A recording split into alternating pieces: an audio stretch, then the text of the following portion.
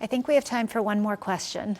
Um, so a lot of your theories have influenced the Affordable Care Act, and you were speaking about it a little bit before. I would love to hear your perspective on what things you would keep and what things you feel like you would take out for the system, and how you would just make it more efficient in your opinion. Oh, well, An that's easy one. yeah. I'll tell you one. They set up these plans, and there are, I don't know whether you've ever had to buy healthcare from that system, but there are different plans, and they're coded by metal. There's a platinum plan and gold and silver and bronze. And so I was in Washington visiting friends, and I asked somebody who was designing the website, can I go see what they're doing? And so the person designing it shows me, and I have no idea what they thought that these metal categories, how that was going to help. But then at the bottom, there's another category. It doesn't get a medal. It's called catastrophic. And I said, no, wait. We're not going to call one category catastrophic, are we? And he said, yeah, no, that's what economists, so it's a high deductible plan, right? And he said, that's what economists call catastrophic insurance, right? Now, I can tell you, when you go get a job, or if you're an employee at the University of Chicago, the healthcare plan you want is catastrophic. It's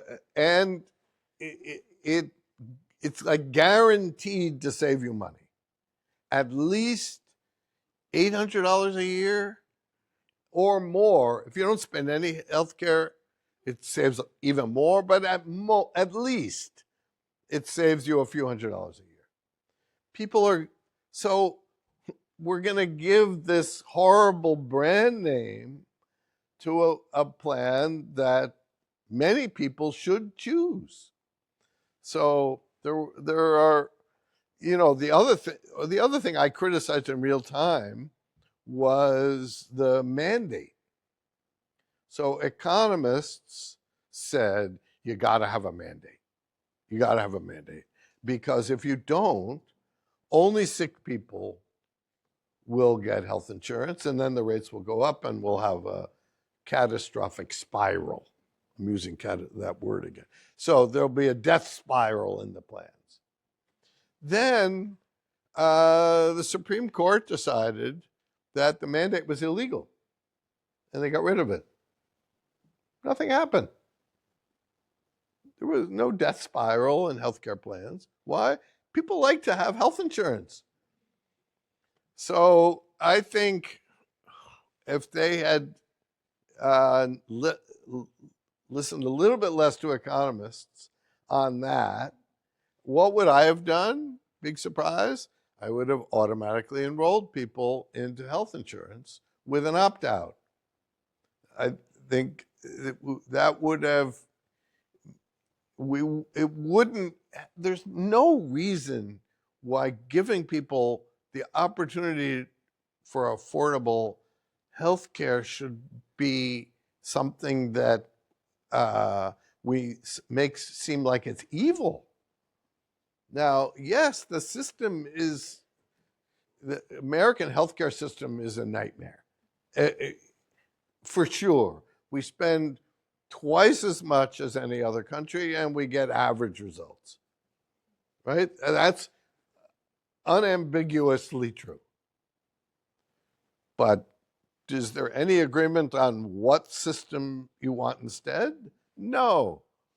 You go to Canada, you get national health insurance, and there are queues. And you might have to wait 6 months for a new hip.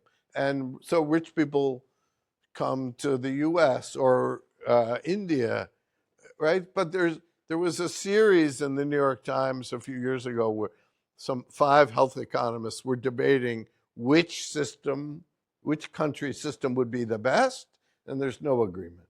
So nobody has the perfect system. There's no perfect economy. There's no perfect economic system. It's meh versus meh. And you know what? That's life.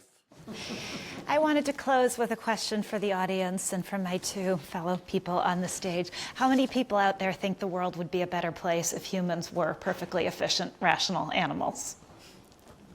How many like our world the way it is? Messy, people being people. Thank you all very much for coming. Thank you.